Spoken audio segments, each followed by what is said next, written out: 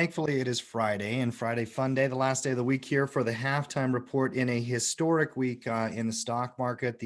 Well, quite frankly, every market there is. Oil is down, I think, the biggest week it's had in 30 or 40 years. We're going to break it all down for you. Markets are trying to hold the line here on a Friday and maybe create a little bit of a bounce. We've got a full crew here for you today. We've got Matt, we've got Mark, we've got Cody, myself, and Frank is joining us like he does each and every Friday. If you're out there and you're watching right now, welcome to our channel. Welcome to our show. Give me a quick thumbs up and make sure you click the subscribe button so you can come back here each and every day and join us. Matt, how you doing today? I'm doing better than Limit Up. Limit Up didn't hold, did it? No, Limit Up usually doesn't hold. You're going to see this in these markets with these snapback rallies, but these snapback rallies are going to be met with swift resistance. And that's kind of what we saw here today. Just really kind of breaking down the intraday price action here. Obviously, as the market was coming down yesterday, we broke that. We finally, at the very end of the day, after the 1.5 trillion in repo actions didn't satisfy the market, apparently, we finally did break that 2,500 level. And then you saw that next leg down into that 2,400. Coming into the overnight actions, the Chinese markets, the Japanese markets, and really right in front of the European market open and the Frankfurt open, you started seeing a little bit of snapback rally coming back into that exact same 2,600 handle that we really kind of saw that as a resistance. It was an old support level on Wednesday, now a new resistance level on Thursday. And then you come back into that 2,600 handle right here. And all of a sudden the cash open happens and you start to fade back down. And we're now trying to cling into that 2,500 handle. Like I said yesterday, I think 2,500 holding is fairly important today coming into the Friday, a close on Friday that has been, I mean, what would the best way to describe this week? A tumultuous week, a volatile week? Ooh, like name the week. Like it is the week. Like not like we got a Black Monday, we got a Black Friday, we got a day for every Black Tuesday. We name that all the time, but this week has been an absolute roller coaster of a week with a lot of volatility to the downside. I mean, there's obviously panic selling. It's been precipitous. I like the word precipitous. It's been going down very, very quickly. It's been a disaster. We could call it a dumpster fire week. I mean, we could go the complete other direction instead of trying to find a long verbose word, Frank. Just call it like it is. I'm all right with that. Yeah. Think about the utility sector for a second. Mm-hmm. The utility sector is supposed to be one of those safe haven sectors, and if you'll remember, it was running just hot coming into late December, all of January, kind of tops out at 71 in early February, and ever since then, I mean, this sector, I mean, the Dow's I think down 17% this week. Utilities are down 18% this week. This entire week was a dumpster fire sell. I like that. It was a panic sell. We're labeling it now. It's now called the dumpster fire week. By the way, yesterday was the worst day on Wall Street since 1987, guys. Yep. And that's and unlike that, like how media likes to like put that in points to make it sound. We're talking percentages on this one. Yep. No, it was definitely a dumpster fire. I like that phrasing. Frank, first off, let's bring you in here. First time here this week. Very quickly, Tim. Very quickly, Tim. Though. Yep. There was a massive buying opportunity after that 23% down day in what was it, October of 1987? Black Monday, yeah. I'm not going to say we're going to see that again yet. We still got a lot of work to do in the future, but I do believe this is going to be a fairly quick bear market in the stock market and a fairly prolonged recession in the U.S. economy. By the way, I know how I can trigger Mark today. Mark, are we going to have a V-shaped recovery? That'll do it. How you doing today, Mark? Listen, I'm preparing for my kids to be out of school. Kentucky, Maryland, Ohio, Michigan, New Mexico have all closed K-12 schools. The pattern we've seen in mitigation is people start to do it. You saw this in sporting events this week, right? Mm-hmm. One league starts and then everybody else quickly follows. So today may be the last day for the next at least couple weeks that your kids are not in school. We got 6 states that have done it. Well, Mark, that was only 3 states yesterday, and that's a great point. Once we saw one sports league really kind of make the decision, the NBA, every other sports league did the exact same thing, including the USGA, the Golf Association, who basically canceled the Players Championship this week after one day. Then they canceled the next three. The Masters just announced this morning that they are postponing the Masters. You saw that across the board, and I think you're going to see that with school closures as well. I'm going to tell you right now, preemptively, I'm not sending my child to school not until the situation slows down. Yeah, I think we're going to see this across the board, like you guys are talking about, and we're going to get ready for that. And what that means for the markets, definitely, obviously, we're going to have a financial impact when consumers are not out there spending and we're not out there doing things. And that's why this is not completely over yet, guys. Let's not assume just because the market is panic sold, it's going to start bouncing back. At some point, maybe, but we'll get to that point here in just a minute. I do want to go through some of the headlines here as we're talking markets, man. Obviously, that 2,500 is going to be a key level between now and the end of the day. Yesterday, we saw a big rally during the halftime report and it gave it all the way back. So it would not surprise me with anything here in this market going into the end of the week. There's no question about that. This fiscal stimulus that might be happening tonight. Nancy Pelosi and the Democrats are saying and hinting that it's going to get done. Now, what is in that package, Matt? I read a lot of fluff. We don't know what's going to be in the final package because obviously politicians are going to, they're going to put things in there that they want. They're going to add pork. Both Republicans and Democrats will. That's what they do. So they're going to be negotiating, but I think the expectation is they are going to come with a fiscal stimulus package. And what we know so far in that fiscal stimulus package is basically 14 days of paid sick leave, unemployment increase in unemployment benefits, free viral testing, and small business tax relief. And so those are measures I think most people can get behind. And I fully expect the Democrats and the Republicans to have an agreement by the end of the day. Now, obviously, I mean, that's going to be very necessary for the market to want to get behind it. There, depending on what's in there, it may or may not make a short-term impact. Anything will be a good sign for Wall Street, I'm sure. We're looking for any kind of positive relief. Mark, I do want to get a full kind of update, maybe not a full update, but a quick update on what you're seeing from just the COVID-19 outbreak, where we're at here in the U.S. compared to what's going on internationally. Matt was talking about looking for closures for the next couple of weeks. Mark, is that exactly where your head's at as well? You think we're going to go through some kind of shutdown for a few weeks? Well, I mean, when you follow the patterns, we're already going through a shutdown. America is shutting down. Yeah. When you follow the patterns of what has happened, all right. First of all, before I get into that, and I'll try to keep this to 2 or 3 minutes. Get used to the phrase "flattening the curve." You're starting to hear this phrase more and more to try to describe to the American populace the general thing that we've been talking about for 7-8 days. The reason things are shutting down on a broad scale, the reason you're going to have all schools closed down. I think that's pretty easy to see at this point. You're having anything with more than a few hundred people closed down. And the reason these things are so widespread is because of this phrase "flattening the curve." You're hearing it more and more and more. Get used to it. It was all over the news media last night, Mark. And it's starting to become the catchphrase to describe to the American populace what is going on. And what this flattening the curve is referring to is that we are trying as a society, and we'll get into whether that can be successful or not, trying as a society to get our healthcare system to a point where if the curve of cases goes like this, like many viruses do, our healthcare system cannot manage it. We'll run out of equipment, we'll run out of personnel, we'll run out of hospital beds, we'll run out of the things we need to do to not only treat the coronavirus, but everything else that inflicts human beings, right? And so in sharing the screen that. So without protective measures, you get this big arc that overruns healthcare capacity, which just makes a really terrible situation. Is that in Italy right now, Mark? Yeah, I was just thinking Italy. And in Italy, they weren't able to flatten the curve. And so by flattening the curve, and hopefully, and we hope this is what happens, is that we can stop the spread to the point that our healthcare capacity, the system capacity, and we've been talking about this at Tackle Trading for a week and a half, and where we're going to head, which has economic ramifications, right? That's a different discussion.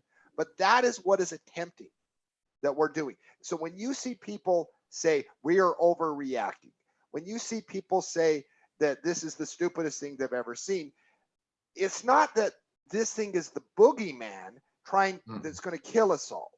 It's that we are trying to not destroy our healthcare system, because if we don't flatten the curve, once again, everybody, every other disease, every other virus, every other treatment that an individual has, our healthcare system cannot help them. You'll have people with serious problems that need help. And Mark, we're not talking millions and millions of situations. We're talking hundreds of thousands. And that's what flattening that curve is all about, is keeping the people that are getting the illness and getting sick, keeping them from going above a certain threshold of how many beds we have in hospitals and how much testing we have. And because we don't have unlimited beds in hospitals, right? Yeah. So it's just about, okay, making sure that we flatten that curve by social distancing. That's what that's the phrase you've been hearing. That's why we're shutting down events. That's why we're, limiting certain sporting events. That's why the NCAA made their decision. The NBA made their decision. The NFL is going to cancel the draft. I'm sorry about that, Frank, but it's going to happen. So in terms of this, they're all trying to flatten that curve through social distancing, and it's probably going to have a positive measure. Now, in that capacity, do you risk a little bit of economics and increase the probability of going into a recession? Of course you do. But in these environments, I just simply believe that it is better to overreact to a current situation and then 3 months later look back on time and say, okay, that was scary, but we got through the worst of it. Now, let's take this flattening the curve. So for society, we know it's important. Now because we now have a catchphrase that market participants are going to know for the first time, because before we said, what would the end of the coronavirus look like from a market freaking out standpoint? Well, if we can, and it gets out there that we have successfully flattened the curve and that we're able to manage, and things are heading towards South Korea, heading towards China, where they did successfully flatten the curve. Now, well, not only that, Mark, but it was like, I believe on January 29th, where we had the highest cases, the expansion of the highest cases in China. Ever since then, they've been flattening that curve. And just in the last week, we've been seeing, if you come back to the curve real quick, let me pull it up. I think I have it up. No, I might have closed it. But come back to the curve. Now they've kind of flatlined. South Korea's kind of flatlined at that top. Now China's starting to come down on their cases. It's starting to decelerate in China. That's positive news coming out. But again, what China did was extremely aggressive. What South Korea did was extremely aggressive. That's the $1 trillion question. And unlike Italy never saw their curve flattened, and that's why their healthcare system is being overrun right now, because they were very slow to react. And because they were very slow to react to this situation, it just got out of hand, and it got out of hand in a very, very quick capacity. Now, can the U.S. take those measures? Are we too late in taking those measures? I think those are open questions, but at least we're now starting to see the federal government, start to act aggressively. We should have done it before, but at least we're starting to see that. And so, I mean, here's the scenario, and then we can move on to other topics. But this is a big, huge one in the next week, in the next 2 weeks. We're going to know a lot because of what we know about the virus. Will we have to take more broad measures? Because, I mean, what did Italy have to do? They were unsuccessful in flattening the curve. So right now, restaurants are closed, bars are closed. If you're not a grocery store or a pharmacy, you're closed, because that is what they had to do to flatten the curve. They're not there yet, but those are the type of measures they had to take. The big question we're facing as a society right now, which obviously has stock market ramifications, is, are the measures we're doing enough now? Do we know the extent of the problem? Are we going to be able to get a handle of it? That these measures of canceling social distancing, these big events, is that enough to flatten the curve? Are we lucky enough, or are we going to have to take even more pronounced measures as a society to flatten the curve? Well, and that's one of the hard things with the market right now, is because we won't know the answer to that for weeks, right? I mean, we just won't. No, we won't, but there's going to be telltale signs in this, though. I mean, one thing that we need to get ready for as we start testing more is more nasty headlines on a daily basis, because once you start broad-based testing, those numbers are going to jump quite dramatically, like we've seen in South Korea, and like we saw in China. So, and now that we're seeing in Italy, those numbers, once testing starts happening, those numbers become eye dropping to a certain extent. And my biggest question is, as those headlines come in, over the course of the last 3 weeks, the market has sold every negative headline, literally every negative headline. And if you remember back to the very first of the trade war back in early 18, and we'll come back real quick to early 18 here.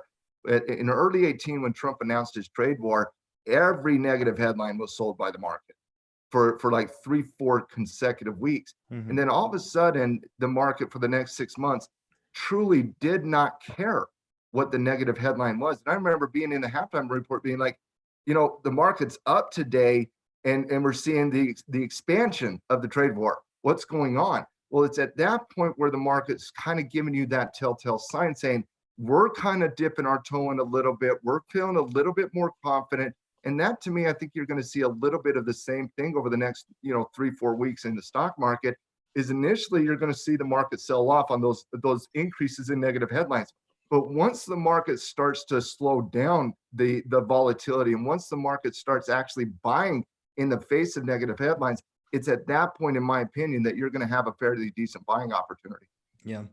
Yeah, and today, obviously, we're trying to hold the line, trying to hold 2,500 on the S&P. On the intraday, we did go all the way down to 2,400, but a lot of that was the overnight action, like you were talking about, Matt. Showing a little bit of relief here midday, and we'll keep watching those markets as we go through the halftime show today. Give me crude oil here for just a minute, and let's talk, and we'll keep getting into some other these headlines as well. But crude oil, obviously, one of the worst weeks it's had in a very, very long time. I'm going to start with actually Frank. I'm going to bring in Breakout Frank, who comes in on Fridays to help us out with the halftime report. Frank, when you get these really catastrophic gaps and you're all the way out in no man's land, how do you start to interpret a chart like that? Excellent question. And this is exactly what I want to see. I want to see it stabilize, build itself a floor that I can identify, right? That I can say, okay, now I can see where the buyers are starting to come back in, right? It's at that magic number 30, right, Maddie? Oh, you and I have talked about that magic number so much in the last year and a half.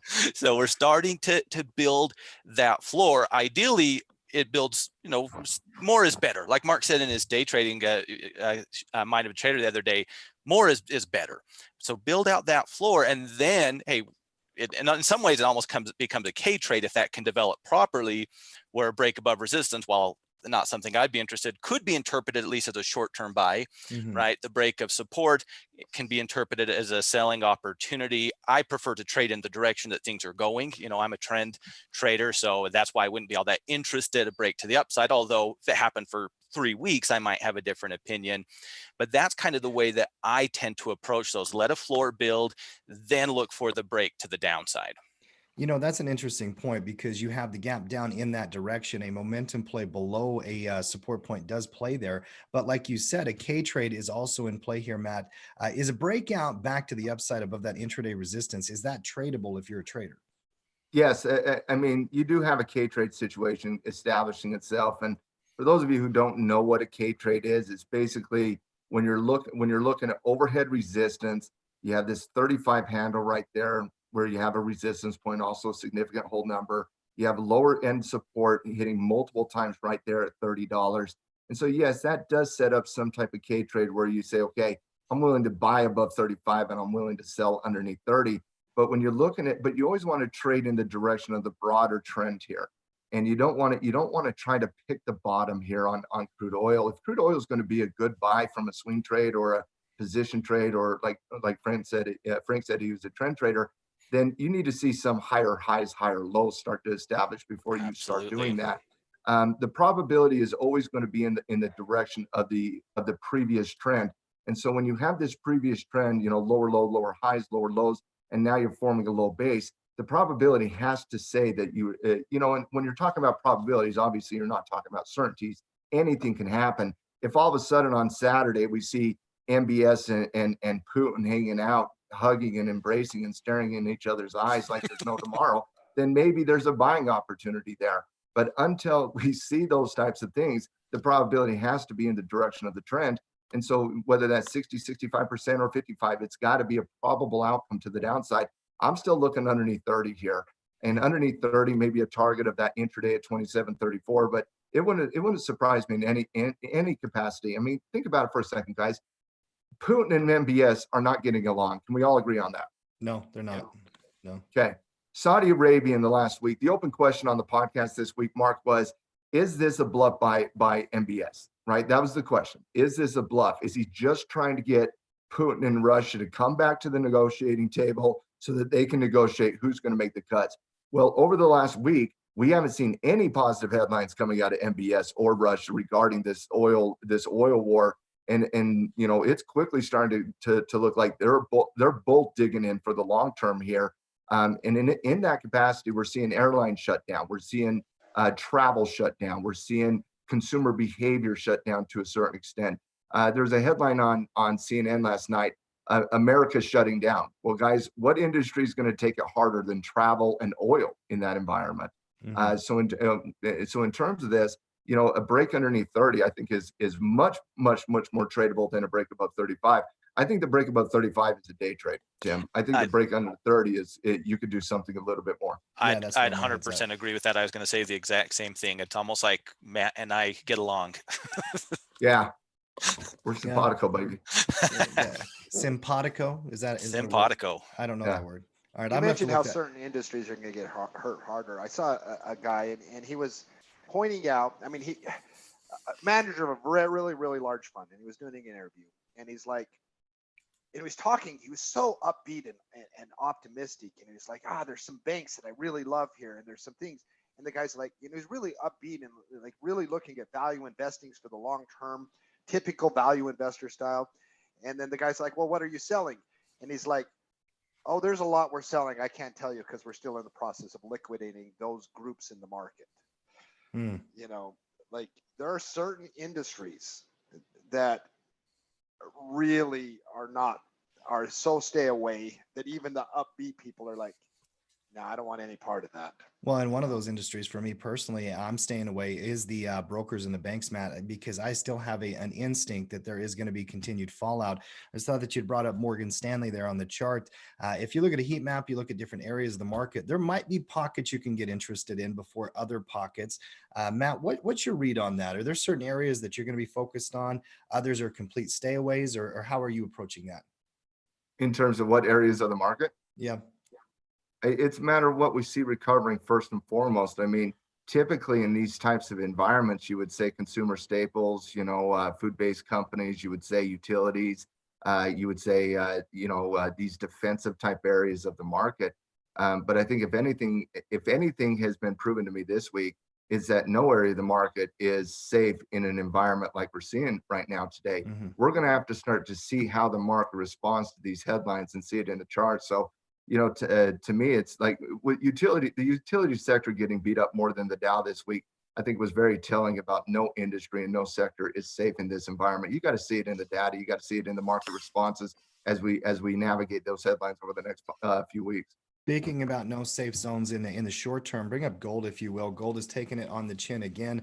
And Matt, your analysis on this, in my opinion, has been spot on. People just have to sell what they had money in. You know, quite frankly, this is a risk-off environment. If you had assets in gold and your hedge fund needs to liquidate it because margins went up, you're dumping it. It broke support, broke the moving averages. This is an ugly chart, guys. I mean, let's call it like it is in the short term. That is an ugly chart. Now, the fundamentals, they don't change. But Matt, give me a read on the chart and the price action. You know, I broke it down yesterday in the halftime report in response to kind of that same thing that happened in late 08 when you started seeing, you know, the real volatility coming into the market, because before September of 08, the market was certainly trending down, but I wouldn't say it was ridiculously volatile. It didn't get ridiculously volatile until September and October of 08. And at that point, you started seeing zero interest rate policies. You started seeing fiscal stimuluses through the bank bailouts initially. Then you saw the corporate bailouts, and then we had quantitative easing. And in that environment where, you know, you would think, you know, gold should be skyrocketing here, all these monetary policies and all these fiscal stimuluses are going to pump money into the market, and the dollar's going to go down in value and the gold's going to go up in value. That's true, but it doesn't have to be true within the way you see your time frame. And the way I see gold's time frame is not on a day-to-day basis. If my analysis of the Fed is right and they're going to go to a zero interest rate policy, and how long have I been saying, Tim, they're going to go to a zero interest rate policy? Couple of years at least. I know that Long time. Five years. A long I've been time. saying it for 5 years. In the next crisis, not only are they going to go to a zero interest rate policy, but they're going to go negative at some point, and they're going to have to do massive quantitative easing. And in those environments, when you see the volatility hit initially, yeah, gold has been extremely volatile, obviously this week to the downside, but even last week, that big down day, then following big up day, it's going to be hard to pick the timing here. And so for me, if you're a new trader and you're trading gold, you're making a mistake. I think gold is a hedge against inflation, a hedge against market risk. And yes, there is going to be some liquidation of positive assets such as gold to pay down margin calls. And that doesn't take a day. Mark, you just said it. You were talking to a hedge fund that is still, after a couple weeks, trying to liquidate positions. The amount of money that's in this financial world, guys, is breathtaking. They can't rebalance their books overnight. It takes a lot of time. And so in that environment, are we going to be able to pick the bottom on gold? Is it 15? Is it going back down to 1450? I'm not sure. But if your time horizon on gold is the next 2 to 3 years, or 5 years or 10 years, I would say stop panicking and stop freaking out over a 1 week price movement. And quite frankly, if you're scared about your gold position, then buy a put option to protect it. Yeah, there's ways you can. Matt, can you imagine how crazy it would be if those giant hedge funds really could click a button like we do and say sell 1 million contracts of gold today? Things would be worse. Like there's not the liquidity. I know, but imagine if there was. Like, how crazy volatile would everything be if hedge funds could just click and be like, sell 1 million, buy 1 million, sell 1 million. Like, Cody, prices would be doing like this. You're talking about one of the #1 advantages that individual traders have over the hedge funds in Wall Street. Yes, they have their algorithms, but we don't. But we can get in and out in lightning quick time frames. That is an advantage. Absolutely. We can wax philosophical about whether or not hedge funds could liquidate 1 million contracts around a campfire one night, Cody. I would love that conversation. I think that would be great. But obviously markets are moving here. By the way, gold is actually holding up better than almost any other metal. Silver down 8%. Palladium, guys, has gone from $2,800 down to $1,500 an ounce in the last 2 weeks. I mean, I know we've been focused on the broad markets, the big picture markets, but some of our darlings, things that we were focused on, paying attention to, this thing is absolutely collapsed here, Matt. That is just a catastrophic breakdown. There's no question. Yeah. Well, palladium, silver, platinum, they're industrial metals. They are not they're not the safe haven. They're not the inflationary protection. They're not the economic recession protection that gold is. However, these sell-offs in the industrial metals, once this crisis is over, they're going to be really good buying opportunities. Yeah, I'm interested in silver as well at some point down the road. It's down 8% here today, and obviously a metal that we always pay attention to, down at $14.69 an ounce. I mean, we're talking about and prices. Tim, remember when we had Pete Thomas on the podcast, right? I was just going to bring that up. That was Pete Thomas, literally on the podcast before anything happened. Pete Thomas, I asked him specifically on palladium what he's telling his clients, and he's telling his clients, and that was back here, guys, I was on in the top, late February. on the Go breakout. check the podcast. And Pete Thomas said, we're advising our clients to sell. The top's coming in.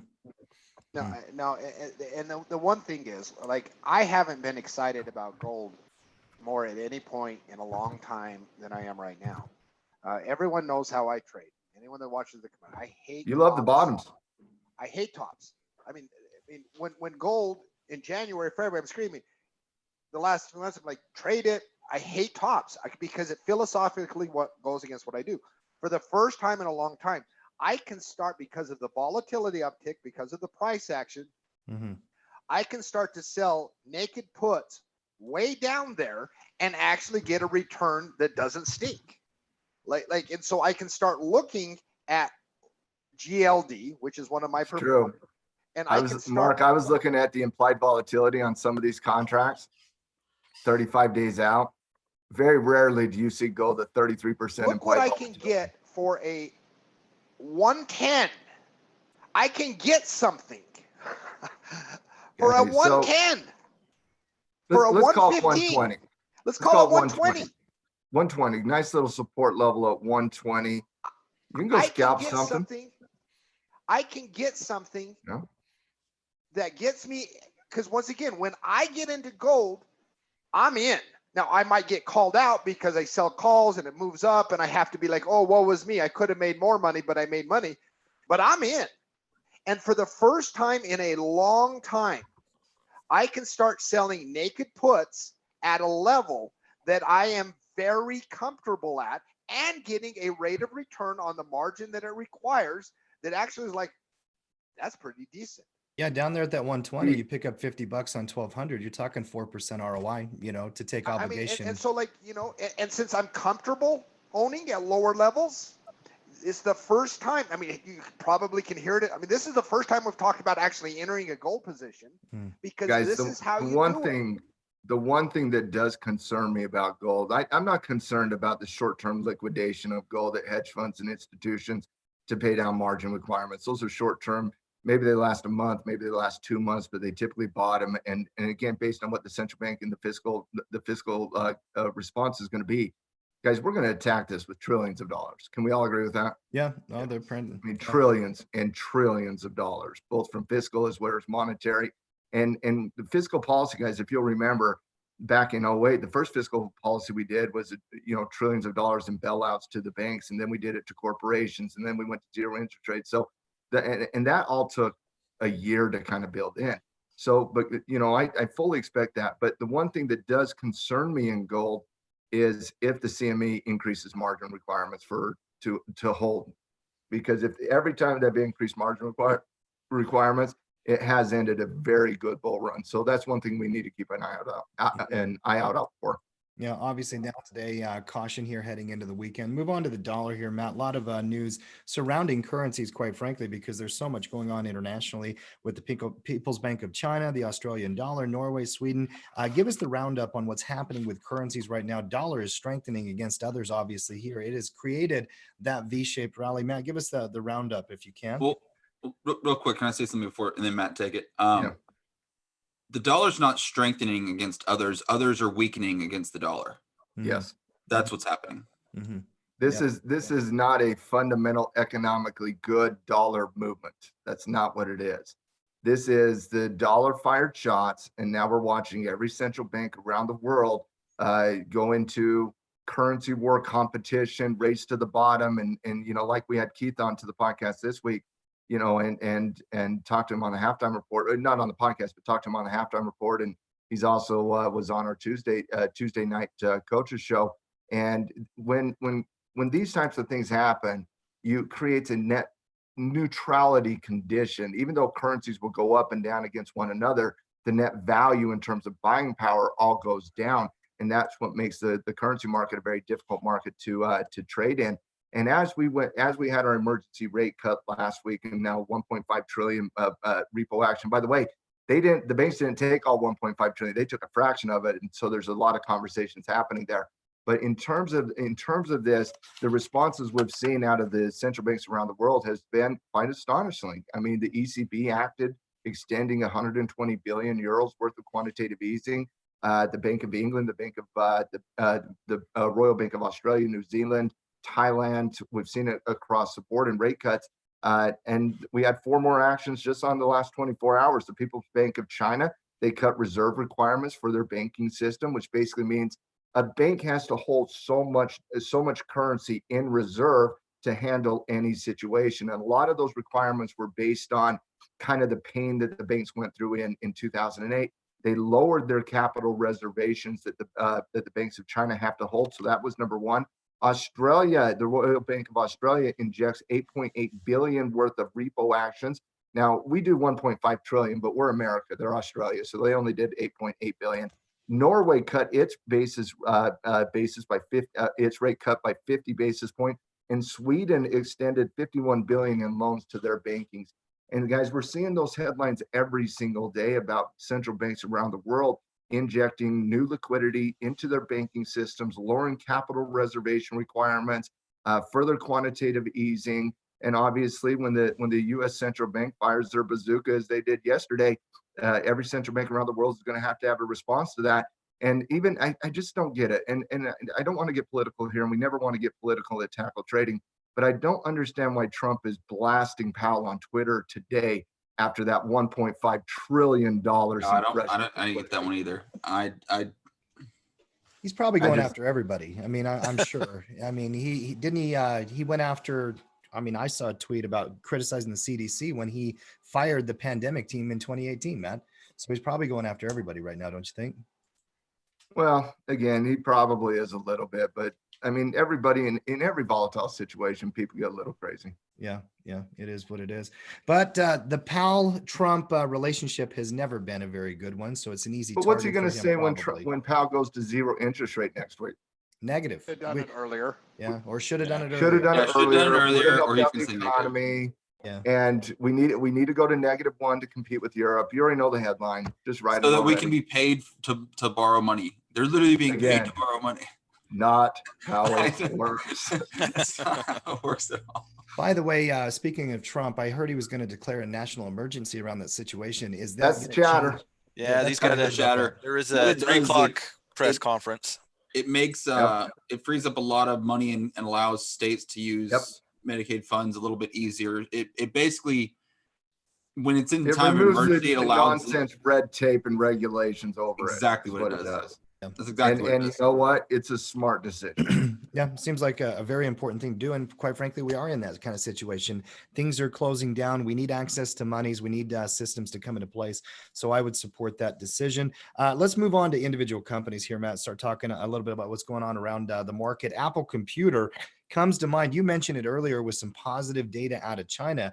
And Apple actually had an upgrade as well. They were upgraded, I believe, at Wells Fargo to an overweight status. So mark that whole playbook of just going into large cap tech. I think a lot of investors and analysts are still feeling that. Chart is ugly. I want to get Matt's perspective first, then Frank's on the chart. Matt, Apple opened all their stores in China. Good news, no news? How do we read that? No, I think the news coming out of China is positive, both from the rate of the velocity slowing down, to workers going back to work, to Apple coming out and saying their 42 stores that are Apple branded are all open. I don't think Apple would make that decision if the news coming out of China wasn't positive. Yeah. So I do take it as a positive. Now, is there any people buying Apple products at those stores? That's a different question and a different discussion altogether. But I do think a company that is as well ran as Apple, who has $200 billion in cash reserves, that can outlast any. There's not one stock that can outlast the pain better than Apple can with their cash reserves. And so I don't think Apple would make that decision if it wasn't based on data. Other companies will make those decisions simply because they need the money, but that's not Apple. So I do take this as a positive out of Apple, because I just don't think Apple would be open. Tim Cook is not the CEO that is going to make the decision to risk the almighty brand of Apple in an environment like this. So I do take it as a positive from a Corona situation, as well as just from a fundamental situation for Apple. You know, chart alone here, though, Frank, that's pretty ugly, don't you think? It's an interesting chart. Yeah. It is because, yeah, it's not pretty today, but it is one of the few companies out there that is still holding above its 200. You can't see the 200 on your chart, but it's just right below yesterday's low. So we are on the positive side of the 200. You know, again, is that enough? Well, not for me. So, you know, basically I want to break resistance. I've said this many times, you know, if we aren't breaking resistance, how bullish can we be? And so at this point in time, let's rally up, let's see some selling, you know, see that higher high and higher low that Matt brought up a little bit earlier. That's what I'm always wanting to see, you know, and I'll be consistent with that, you know, on both sides. I'm interested. I think Matt makes a very good point there. You know, and I do believe in Apple. I do like that we've held the 200, but still, where are our buy signals? Maybe the lack of, you know, maybe not as many sell signals as some other stocks doesn't equal a buy signal, right? No, it doesn't necessarily equal a buy signal. It might need time to cook here, guys. Develop some consolidation, let this whole thing kind of settle in. At some point, we're going to be interested in Apple. Do you? I don't really follow why they would upgrade today at Wells Fargo. Matt, are they trying to get ahead of it? Is it just a relative measure? Line of them opening up their stores, sitting on the 200-day moving average, kissing off 250. And Apple's held up a little bit better than some of the other areas of the market. And let's face it, like I said, you know, with their cash reserves, they are prepared for the end of the world type scenarios. That's how much money Apple has. Yeah. Here, let me, Tim, let me steal a line because whenever I have a chance to mock you, I can't pass it up. You know, talking about why analysts do things is good campfire conversation, Tim. You know. Let's be a little more practical. One thing that you know I don't think enough people do is kind of visualize what they want to see on the charts. Right? You don't necessarily have to agree with what I would want to see on the chart, but go draw those lines. You know, let's see a bearish retracement that fails and then breaks resistance. So I have a visual of what I want to see on my chart, whether it's on Apple or whatever. I don't think people have a bearish retracement that comes back down to 250 and hold, or hold support. Right? Yeah, either hold support or create a higher level. Either one of those two. But again, slowing momentum, and you are seeing a little slowing momentum in the data here on the chart on Apple. Slowing momentum does not equal bullish momentum. Correct. Yeah. Right. That's right. Okay. So whether you want to see a snapback rally, you know, with a high base that eventually gets broken out of, or whether you want to see another retest of 250. Yeah, I love that point. Great point, Frank. Just, you know, visualize what you need to see on this chart. And then when you see it, you're ready to take some action. Tom, I got to read your question because you just made me laugh a little bit here. Tom says, how many kids are going to be born in 9 or 10 months? We have had a population. Oh, my goodness. I didn't even think about that. Wow. Well played, Tom. That is true. Well, honey, we can't go to work. Tom. Can't do anything. I like it. That's pretty fun. I remember when I was in high school, I lived in Killeen, Texas, which is right outside Fort Hood. And me and my friend were noticing that like 8 of the teachers were all pregnant about the same time. And I was like, when did Fourth ID come back? It was like 8 months earlier. It's like, okay, makes sense. Yeah. That's interesting. All right, let's move on to Amazon and Microsoft. Matt, there was some story out of the Pentagon with their continued contract dispute, I believe. Give me an update on that because I didn't catch that in the news this morning, but you brought it up. Yeah, this is about the Jedi $10 billion, you know, basically deal that the government was going to give to Amazon. Then Trump pulled the plug from that, and then he awarded it to Microsoft, and Amazon was filing an injunction against that. And now the Pentagon is basically saying, we want to reconsider this scenario between Amazon and Microsoft.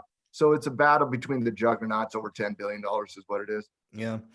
So we don't have resolution on that yet. They're still battling. No, all they said was they want to reconsider it. That is all they said. Gotcha. Move on to Boeing. Hey, real quick, we just had rig count data come out for oil. For those that don't know what rig count is the number of total active rigs in the United States, which people are going to really be eyeing in this current. Guess what it did? Guess how many it went down this week? How many? It went up 1. Really? We increased. That's what we do. It lets you know how, and it's a stark reminder of how slow the economic system is to respond to sudden situations. You know, it's just, things just can't stop on a dime. Your companies, I mean, they just can't stop on a dime. All economic data lags at least 30 days, at a very minimum, at least 30 days. And just today, right? I mean, can we all agree that today consumer confidence in the markets, in the economy is slowing quite dramatically? It's going to crash in March. I mean, there has to. So, but just today, like the entire America has been shutting down over the course of the last week, right? Yeah. But yeah, you still see a University of Michigan consumer sentiment report that comes in at 95.9. Yeah. Right. This data does lag the marketplace. Yeah. It absolutely fundamentally does. Yeah.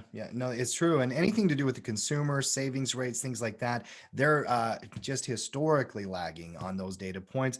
Boeing, Matt, state of Washington pulled their tax, I guess, benefits breaks that they were giving them, whatever it was. How much does that affect Boeing? Is that billions every year? I'm guessing probably of not having. No, it's not billions every year.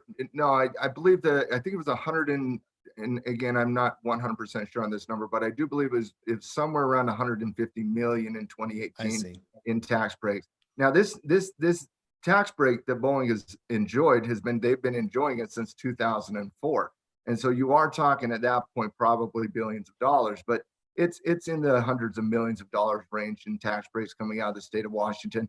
And the state of Washington repealed that today. You know, and I think it's more just anecdotal, kind of more evidence to what is happening with Boeing when your own state, which has been very loyal to this company for a long time, starts pulling something like that. Not a good sign. Not a good sign at all. Speaking of the There state, hasn't been one good sign since March of 18 on Boeing. I don't care what price action does.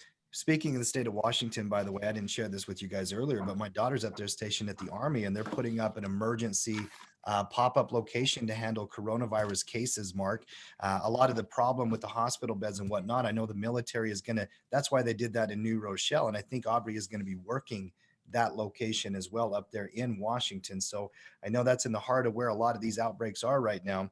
It's where my head's at. I'm really, really thinking about that.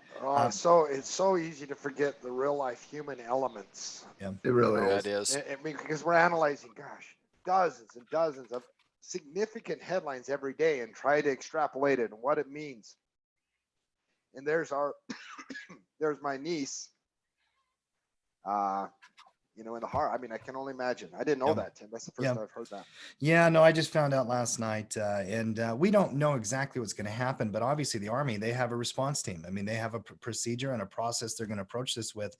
That's what the military is trained to do. Well, So, and you know, obviously outside the human condition there, Tim, the one thing that, you know, the Trump administration has been heavily criticized for is their public response to the corona situation. What we don't know is what the United States military has been doing behind the scenes. yeah, I think they're ramping up, quite frankly. I mean, from what I'm hearing, didn't they do, that's what happened in New Rochelle when they deploy the National Guard. It's not for safety, it's for hospital beds. You know, they're putting up those pop-up places and whatnot. Yeah. We'll see what the military does. I think the military will have a response here. LB Brands, Matt, I believe, was a company that we were going to take a peek at here as well. And this one's been in the news a lot recently. Huge move to the downside. What happened to the stock here today, Matt? Oh, the stock, they just announced that they're going to have a new board of directors. That's it. Ugly chart, like many of these ones in the market. There was a list of upgrades and downgrades. You can go through as many as you like to, but which ones caught your attention? Just Wells Fargo upgrades Apple, JetBlue and United Airlines got downgraded. I think you're going to see airlines go bankrupt, and then you'll see bailouts coming into the airlines. So it's going to be interesting. And some of those airlines will be the smaller airlines. I'm not talking United, American, Delta, and so on and so forth, but JetBlue, Spirit, and you know, Alaskan Airlines and whatnot. Obviously, the airlines have just been absolutely just slaughtered. So JetBlue and United Airlines gets a downgrade. Let me Goldman inject Sachs real quick. Let me inject one data point on that. I did read that article as well. They project to lose 113 billion in lost revenue. This No. That was last week. That was last week. That was last week. That was before the European shutdown. Oh, wow. We haven't got revised analysts on how many billions. It's going to be a lot more than $113 billion. So no, that was from last week, but obviously JetBlue, United got downgraded. Goldman Sachs did lower Boeing's price target to 180, trying to chase the movement to the downside. Goldman Sachs also upgraded Morgan Stanley here. Again, why? Goldman Sachs also upgraded Kraft Heinz, downgraded Campbell Soups. Deutsche Bank, the worst bank in human history, and one of the banks that probably will go bankrupt. Deutsche Bank downgrades Lululemon. They downgraded Nike, and they downgraded Foot Locker, which are all completely understandable downgrades given that that is the retail sector. And I doubt consumers are thinking about going to retail stores right now. So completely understand, even though I did rip on Deutsche Bank, but that's just part of that. I have to. If we're talking Deutsche Bank, I have to. It's an easy one. I wouldn't feel good about myself if I didn't say something nasty about the worst bank in human history. I wouldn't feel good about you if you didn't either. I would be worried. Thank you, Frankie. I appreciate that. You'd be like, Matt, do you need to go to the doctor? Do you need to get checked? What's going on? Call me when we're done. Matt, in a competition between Deutsche Bank and Goldman Sachs, who are you cheering for? I know you want them both to lose, but yeah, like literally, I'm trying to think of the analogy that but no. Matt hates Deutsche Bank more. I was gonna say, yeah, far more. That's an E. Yeah, that was. Yeah, I knew the far answer. more. Because I'm just thinking about like when I see like Texas and LSU play or something like that, and I'm just like, oh, I hate them both. Can they both lose? Exactly. No. Can they both lose? Listen, I disagree with some of the things Goldman does, especially out of the financial crisis in 2008, 2009. But to the level of just pure evil, immorality, unethical behavior. No, Goldman Sachs is going to heaven, and Deutsche is going to hell. So no, Deutsche Bank is far worse in my opinion. But I do understand the downgrades out of Deutsche Bank on those three stocks here. AMD got upgraded here today as well, Tim. AMD kind of off that head and shoulders formation, trying to cling on to that $40. This to me is not an area where you're looking to pick up AMD in any capacity, but they did get upgraded. And JP Morgan lowered the price on Disney to 140. It's currently at 100. And again, Disney shut down Disneyland. And I'm going to tell you right now, guys, my wife is she's like in the middle of the ground between the I am crazy and this coronavirus is going to end the world, and the coronavirus is just like the common flu. She's like an independent in the middle of the ground. It got real for her yesterday, guys. It got real for her. I walked into our room and she's like, Matt. I'm like, what, honey? Because I've been trying to talk to her about getting prepared. And she turns her iPad around and it's Disney closes Disneyland. I saw and that. At that point, it got real for my wife. And That's they the thing. did. For every one of us out there, it's going to be something, which is why the public's going to continue to respond to this stuff, Matt. Disneyland closing, obviously, that's going to affect you and your family because of how much they love No, it's not. Disneyland. We're planning on going to Disneyland.